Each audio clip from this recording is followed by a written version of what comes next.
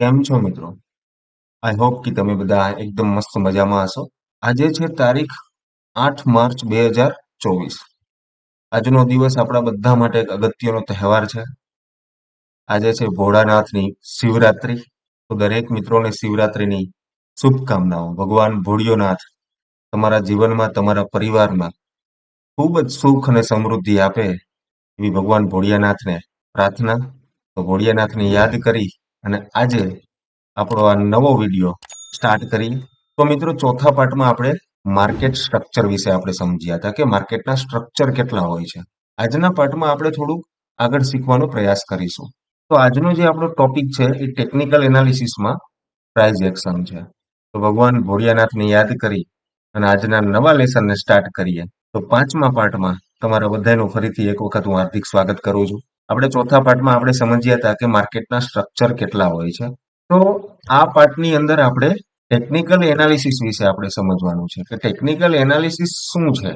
બરાબર છે. સૌથી ઇમ્પોર્ટન્ટ એક ટ્રેડર માટે ટેકનિકલ એનાલિસિસ થઈ જાય છે. તો ટેકનિકલ એનાલિસિસને આપણે બે ભાગમાં ડિવાઈડ કરીશું: પ્રાઇઝ એક્શન અને ઇન્ડિકેટર. બરાબર. આજે આપણે બેઝિકલી વાત કરવાના છીએ પ્રાઇઝ એક્શન ઉપર કે પ્રાઇઝ એક્શન શું છે. એને આપણે થોડોક સમજવાનો પ્રયત્ન કરીશું. તો આ ટેકનિકલ એનાલિસિસનો સૌથી ઇમ્પોર્ટન્ટ પાર્ટ છે મિત્રો. બરાબર છે.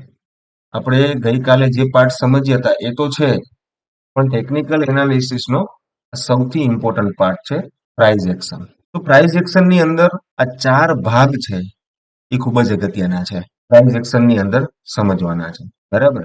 ચાર્ટ કેવી રીતે ફોર્મ થાય છે, ચાર્ટ કેવી રીતે બને છે, એને સમજવા માટે સૌથી પહેલા આપણે કેન્ડલ સ્ટિક વિશે સમજીએ આપણે.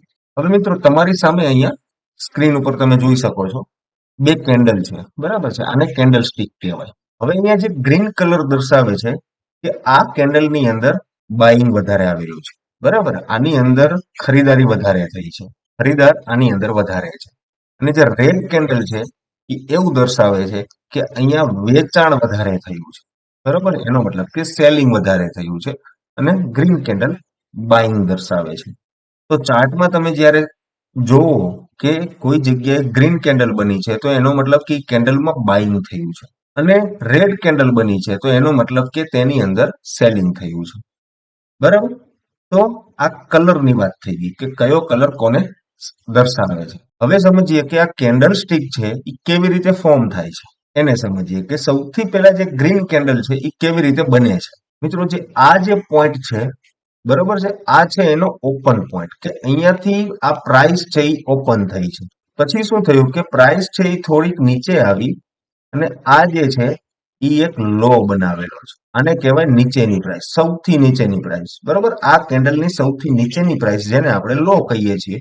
હવે જ્યારે કેન્ડલ બનવાનું સ્ટાર્ટ થાય ત્યારે જે પ્રાઇસ મળે એને આપણે ઓપન પ્રાઇસ કહીએ છીએ. પ્રાઇસ ઓપન આ જગ્યાએ થઈ હતી.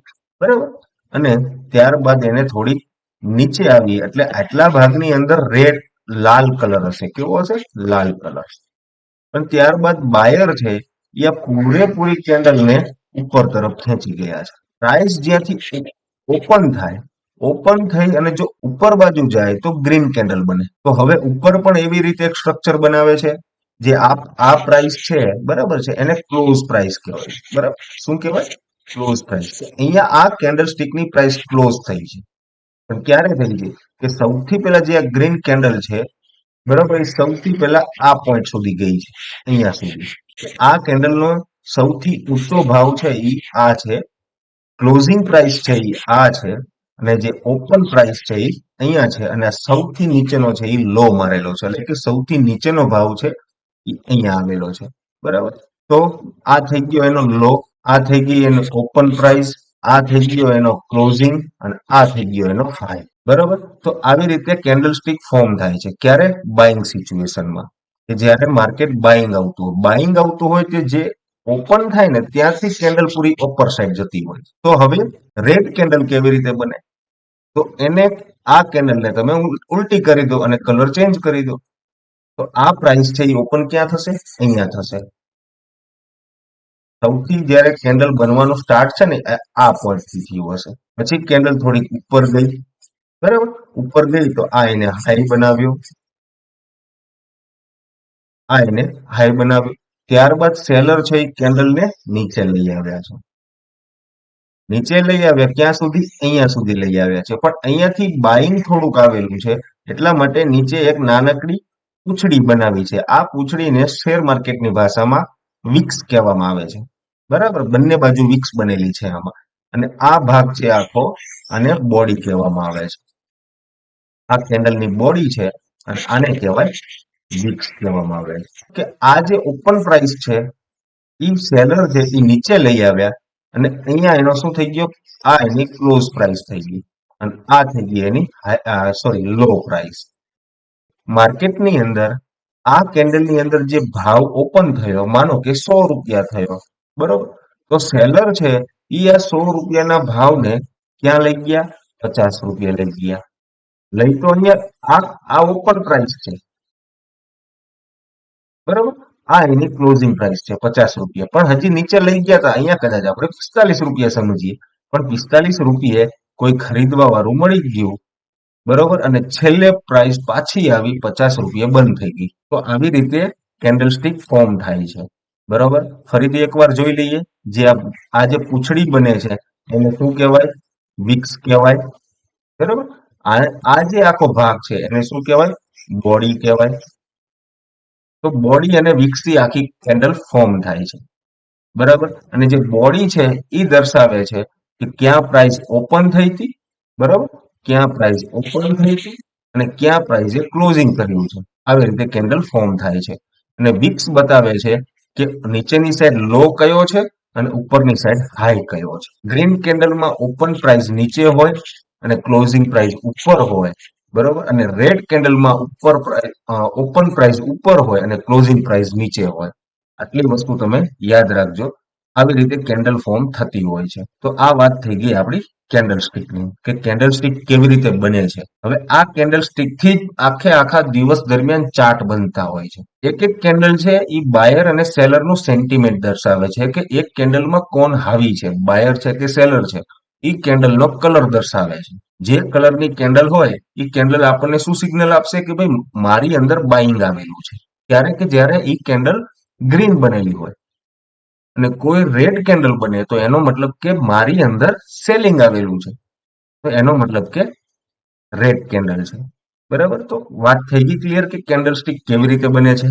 તો મિત્રો કેન્ડલ સ્ટિકની વાત થઈ ગઈ, બરાબર. તો હવે આપણે વાત કરી લઈએ ડિમાન્ડ એન્ડ સપ્લાયની. તો આ વસ્તુને આપણે સમજવા માટે આપણે ડાયરેક્ટ ચાર્ટ ઉપર જતા રહીએ. હવે ડિમાન્ડ અને સપ્લાય શું છે એ હું તમને થોડુંક સમજાવી દઉં. હવે મિત્રો મને એમ ન કહેતા કે તમે બધું શાકભાજીનું જ કેમ ઉદાહરણ આપો છો, કારણ કે હું પોતે એપીએમસી માર્કેટયાર્ડ મોરબીની અંદર શાકભાજીમાં ટ્રેડિંગ કરી ચૂક્યો છું. 2-3 વર્ષ મેં કામ કર્યું છે, એટલે હું તમને એ જ ઉદાહરણ આપું છું. મારી પાસે એ ઉદાહરણ બેસ્ટ છે. હવે અહીંયા આપણે ડિમાન્ડ અને સપ્લાય જોઈ લઈએ. આપણે માની લઈએ કે આપણે જે વાત કરીએ છીએ, બરોબર, એ ટમેટાની વાત કરીએ છીએ. હવે હું પર્ટિક્યુલર મોરબીની જ વાત કરું, બરાબર. હવે મોરબીની જે કેપેસિટી છે, જે 2 ટ્રક, બરોબર, 2 ટ્રક જ ટમાટર ખરીદી શકે છે. કેટલા? 2 ટ્રક ટમાટર જ ખરીદી શકે છે, એટલા જ બાયર છે. હવે એક ટાઈમ એવો આવ્યો, બરાબર છે, આ 2 ટ્રકમાંથી એક ટ્રક છે એને કંઈક પ્રોબ્લેમ આવી ગયો, ટેકનિકલ ફોલ્ટ આવી ગયો, એટલે એ ટ્રક છે એ પહોંચી ન શક્યો. પણ માર્કેટની અંદર ફક્ત એક જ ટ્રક એન્ટર થાય છે. હવે અહીંયા સિનારીઓ સમજવાની પ્રયત્ન કરજો. રોજ 2 ટ્રક આવતા હતા ત્યારે પ્રાઇસ ચાલતી હતી 50 રૂપિયા પર કેજી, બરાબર, હોલસેલ પ્રાઇસ છે. જ્યારે 2 ટ્રક આવતા હતા ત્યારે પ્રાઇસ ચાલતી હતી 50 રૂપિયા. હવે અહીંયા શું થયું છે કે એક ટ્રક છે એ કોઈ ટેકનિકલ ખામીના કારણે મોરબી પહોંચી જ નથી શક્યું અને એની જગ્યાએ ફક્ત એક જ ટ્રક મોરબીની અંદર આવે છે. પણ સામે જે બાયર છે તો એ તો એટલા જ છે કે જે રોજ ખરીદારી કરતા હતા, બરાબર, અને 2 ટ્રક છે એ આરામથી વેચાઈ પણ જતા હતા.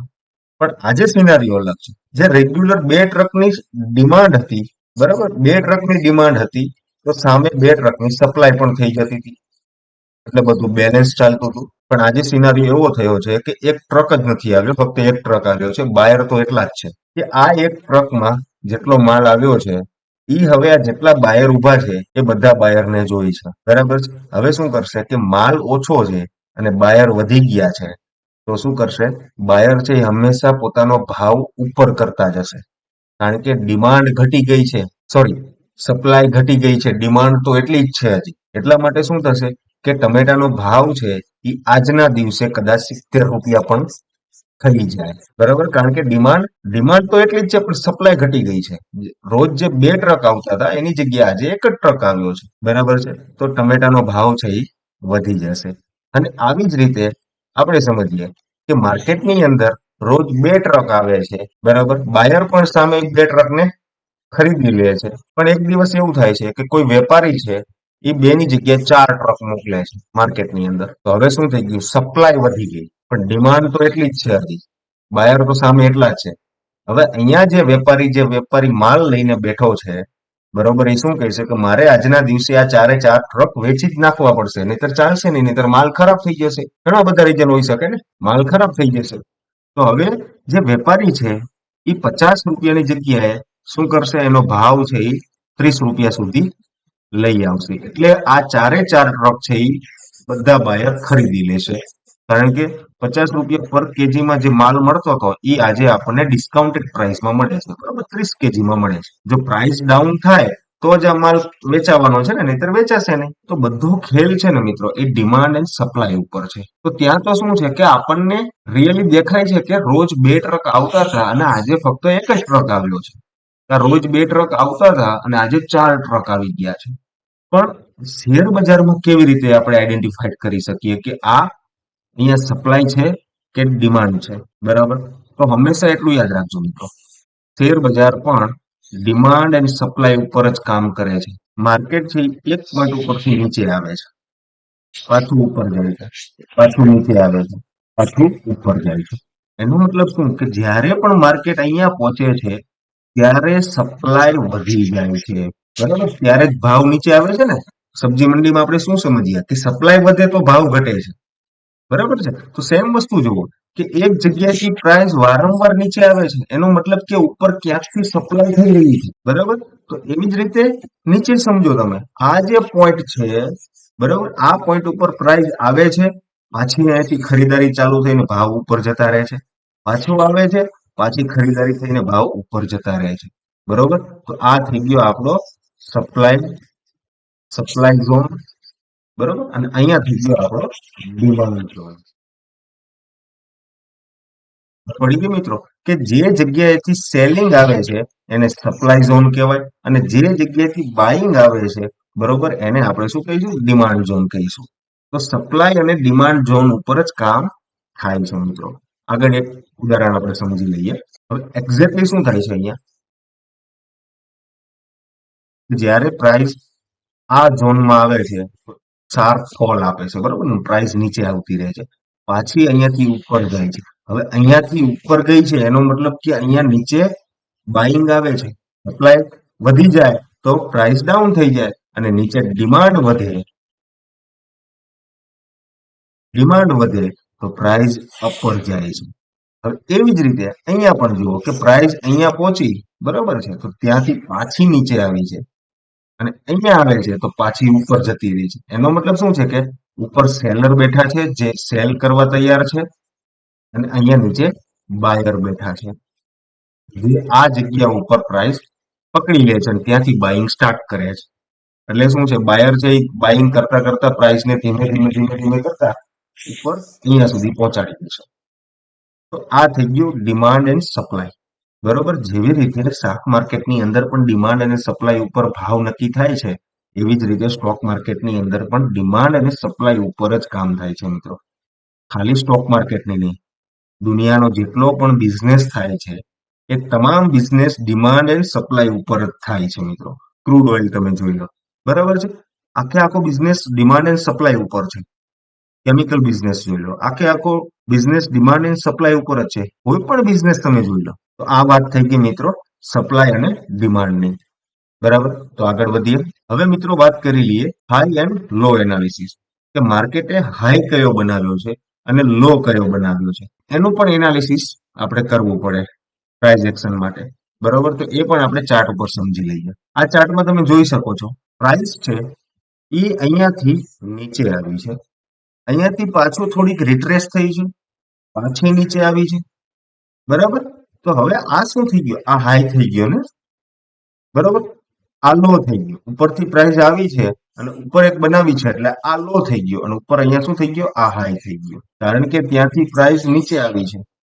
હવે અહીંયાથી પ્રાઇસ ઉપર જાય છે તો આ એક લો થઈ ગયો, બરાબર. અને અહીંયાથી પાછી પ્રાઇસ હેઠે આવે છે તો આ પાછો એક હાઈ થઈ ગયો, અને અહીંયાથી પાછી એક પ્રાઇસ આ લો થઈ ગયો અને આ એક હાઈ બની ગયો છે, બરોબર.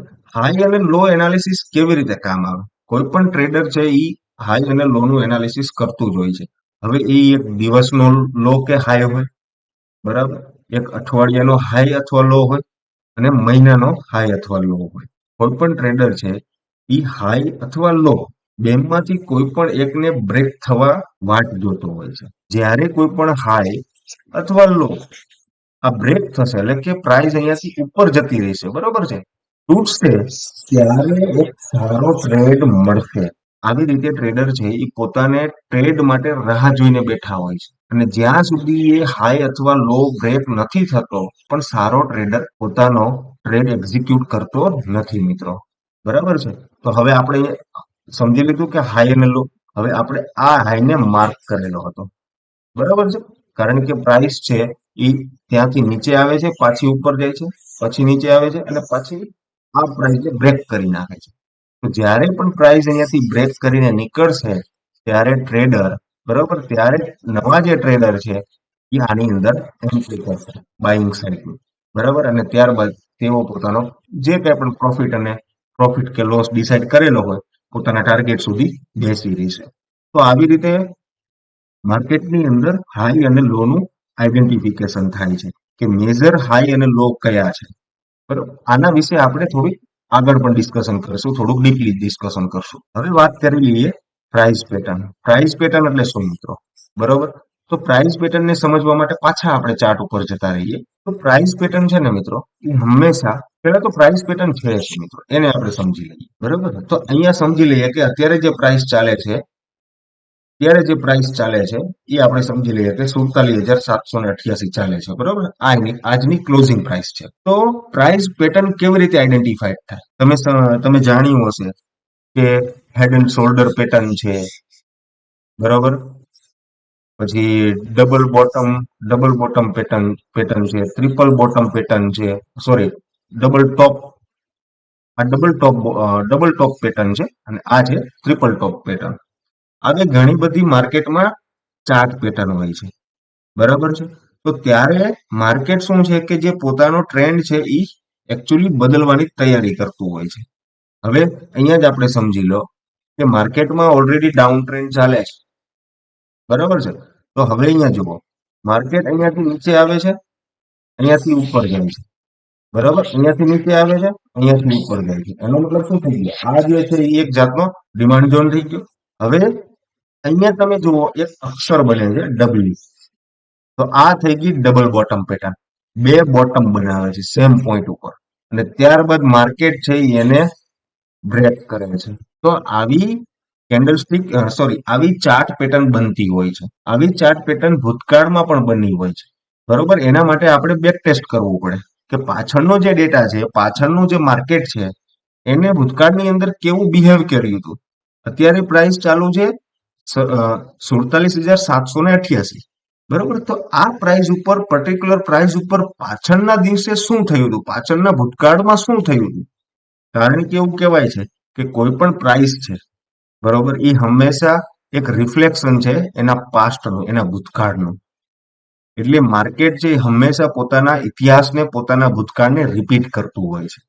તો જ્યારે પણ ડબલ બોટમ પેટર્ન બને છે, બરોબર, તો ત્યારે શું થાય છે કે એને બ્રેક કરી અને માર્કેટ એક ટ્રેન્ડ બદલી નાખે છે. જો ડબલ બોટમ પેટર્ન બને તો માર્કેટ ડાઉન ટ્રેન્ડમાંથી માર્કેટ અપ ટ્રેન્ડ તરફ રિવર્સ કરે છે. આવી જ રીતે જ્યારે ડબલ ટોપ બને, ઉપરની સાઈડ ડબલ ટોપ બન્યું હોય તો ત્યારે માર્કેટ છે એ પોતાનો ટ્રેન્ડ ચેન્જ કરતું હોય છે. બીજું છે હેડ એન્ડ શોલ્ડર પેટર્ન, બરાબર. તો હેડ એન્ડ શોલ્ડર પેટર્ન પણ તમને થોડુંક દેખાડી દઉં. હા, એક્ઝેક્ટલી તમે પ્રેક્ટિસ કરશો ને તો જ તમને દેખાશે, બાકી થોડુંક ચાર્ટ જોવાની પણ પ્રેક્ટિસ આપણે પાડવી પડશે. હવે માર્કેટ છે અહીંયાથી ઉપર ગયું, માર્કેટ એક લો ક્રિએટ કર્યો, પાછું માર્કેટ અહીંયાથી ઉપર ગયું, પાછું એક માર્કેટ લો ક્રિએટ કર્યો, પાછું માર્કેટ અહીંયાથી ઉપર ગયું અને પાછું અહીંયાથી માર્કેટ નીચે આવતું રહ્યું. બરાબર. તો હવે તમે આ જે પોઈન્ટને તમે માર્કિંગ કરશો, બરોબર, તો આ બે પોઈન્ટ ઉપરથી માર્કેટ ત્રીજી વખત પોતાનો જે ગિયર છે એ બદલે છે અને નીચે આવી જાય છે. બરોબર, અહીંયાથી માર્કેટનો જે ટ્રેન્ડ છે અપર સાઈડ હતો, પણ જેવી આ પેટર્ન બની તરત જ માર્કેટનો ટ્રેન્ડ રિવર્સ થઈ ગયો. હેડ એન્ડ શોલ્ડર એટલે શું છે? આ બધા છે એ ખભા છે, આપણે કહીએ છીએ ને ખંભો આપણો, આ બંને ખભા છે અને આ છે આપણું માથું. આને કહેવાય છે head and shoulder pattern. Market અહીંયાથી અપર સાઈડ જતું હતું અને અહીંયાથી માર્કેટ ડાઉન ટ્રેન્ડમાં આવી ગયું. તો આવી રીતે પ્રાઇસ પેટર્ન છે, એટલે કે ચાર્ટ પેટર્ન છે, એ પોતાની જે હિસ્ટ્રી છે એ રિપીટ કરતું હોય છે. એટલે ઘણી વખત આવી ચાર્ટ પેટર્ન દેખાતી હોય છે. બરોબર છે. તો આ પણ એક ટેકનિકલ એનાલિસિસનો ભાગ હોય છે. એવી રીતે ટ્રિપલ બોટમ પણ હોય છે. બરોબર છે. પછી ફ્લેગ એન્ડ પોલ હોય છે. આવી રીતે ફ્લેગ એન્ડ પોલ બનાવતી હોય છે. અસેન્ડિંગ ટ્રાયેંગલ હોય છે, ડિસેન્ડિંગ ટ્રાયેંગલ હોય છે. આવી બધી ઘણી બધી ચાર્ટ પેટર્ન બનતી હોય છે. બરાબર છે. બુલિશ વેજ છે, બિયરિશ વેજ પેટર્ન છે. તો આ બધી પ્રાઇસ પેટર્ન છે. અને આ પ્રાઇસ પેટર્નનું આપણે ડીપલી સ્ટડી પણ કરીશું. હવે એમાં શું છે કે આ બધી વસ્તુમાંથી તમારા માટે શું યોગ્ય છે ને, એ તમારે ખુદને ડિસાઈડ કરવાનું હોય છે. બરાબર છે. તમારી સાયકોલોજી પ્રમાણે, તમારી માનસિકતા પ્રમાણે કઈ પેટર્ન, કઈ સ્ટ્રેટજી, કયો સેટઅપ તમારા માટે બેસ્ટ છે, એ તમારે ખુદને ડિસાઈડ કરવો પડે છે મિત્રો. હું તમને બધું શીખવાડી દઈશ, પણ તમારા માટે શું બેસ્ટ છે ને, એ તમારે ખુદને ડિસિઝન લેવું પડશે. બરોબર. અને ડિસિઝન ક્યારે આવશે કે તમે ખુદને જાણશો કે હું કેવો વ્યક્તિ છું. કારણ કે તમે જેવા વ્યક્તિ હશો ને, એ તમારી ટ્રેડિંગમાં રિફ્લેક્ટ કરશે. જો તમે ગુસ્સેલા હશો, બરોબર, ક્રોધ જલ્દી આવી જતો હશે, અને જો તમારા પહેલા ટ્રેડની અંદર લોસ થયો તો તમે રિવેન્જ ટ્રેડ કરી દેશો કે ભાઈ માર્કેટ મારી પાસેથી લઈ જ કેમ જાય. તો હજી એક તમને ઉદાહરણ આપી દઉં. ફ્લેગ એન્ડ પોલ ની વાત થઈ હતી ને, બરાબર. તો જ્યારે માર્કેટ આવી રીતે જતું હોય અને આવી રીતે એક માર્કેટ અહીંયાથી આવી રીતે જાય છે અને માર્કેટ પાછું થોડુંક રિટ્રેસ થાય છે અને પછી જે બ્રેકઆઉટ આવે, તો આ શું છે, જે ટ્રેન્ડ છે ને એ કન્ટિન્યુએશન પેટર્ન છે. બરોબર, એટલે કે પોતાનો ટ્રેન્ડ છે એ કન્ટિન્યુ કરે છે. હવે અહીંયા જો માર્કેટ છે એ ડાઉન ટ્રેન્ડમાં છે. આ જે પોલ બને છે, બરોબર, આ બુલિશ પોલ કહેવાય છે. અને એવી જ રીતે વિરુદ્ધ સાઈડ પોલ બને તો આને બિયરિશ પોલ કહેવાય છે. તો અહીંયા હું તમને વિરુદ્ધ સાઈડના પોલની વાત કરી દઉં. અહીંયા એક થાંભલો બન્યો છે, પછી માર્કેટ થોડુંક ફસાય છે અને પછી એના બ્રેકઆઉટમાં ફોલ કરી જાય છે. તો અહીંયા એક પેટર્ન પણ તમને જોવા મળી, પ્લસ બીજી પેટર્ન તમને અહીંયા હેડ એન્ડ શોલ્ડર પેટર્ન જોવા મળી. તો આવી રીતે શું છે, દરેકની પોતપોતાની જોવાની એક સ્ટ્રેટજી હોય છે, જોવાની એક કળા હોય છે. એટલે ચાર્ટને જોવાની, ચાર્ટને રીડ કરવો એ પણ એક કળા છે. અને કળાને ડેવલપ કેવી રીતે કરી શકાય? Only for પ્રેક્ટિસથી. પ્રેક્ટિસ છે એના ઉપર, તો કે મલ્ટિપલ ચાર્ટ્સ તમારે જોવા પડશે. બરાબર છે. અલગ અલગ ટાઈમ ફ્રેમના. અહીંયા જે તમે જુઓ છો, અહીંયા જુઓ છો તમે, આ ટાઈમ ફ્રેમ છે બધી મિત્રો. બરાબર છે. તમે 1 મિનિટની ટાઈમ ફ્રેમ ચેક કરો એટલે એક કેન્ડલ બનવામાં 1 મિનિટ લાગશે. 3 મિનિટ ચેક કરશો તો 3 મિનિટની કેન્ડલ ફ્રેમ આવશે.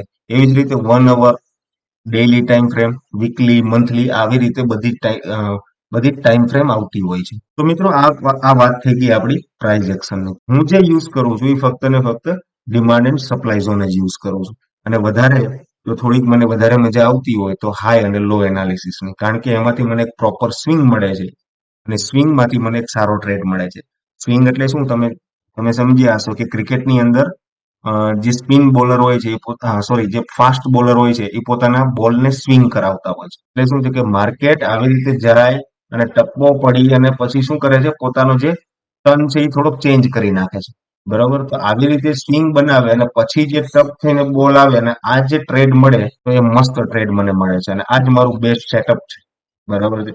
હું મારો ઇન્ડિકેટર અને પ્રાઇસ એક્શનને મિક્સ કરીને હું વાપરું છું. મિક્સ કરી અને તમે એક સારો ટ્રેડ લઈ શકો છો. બરાબર છે. તો ફરીથી મિત્રો, શિવરાત્રીની શુભકામનાઓ. ભગવાન ભોળિયોનાથ તમને અને તમારા પરિવારને સુખમય અને શાંતિમય જીવન અર્પે એવી પ્રાર્થના છે. મળીશું એક આપણે નવા વિડીયોમાં. ત્યાં સુધી થેન્ક યુ.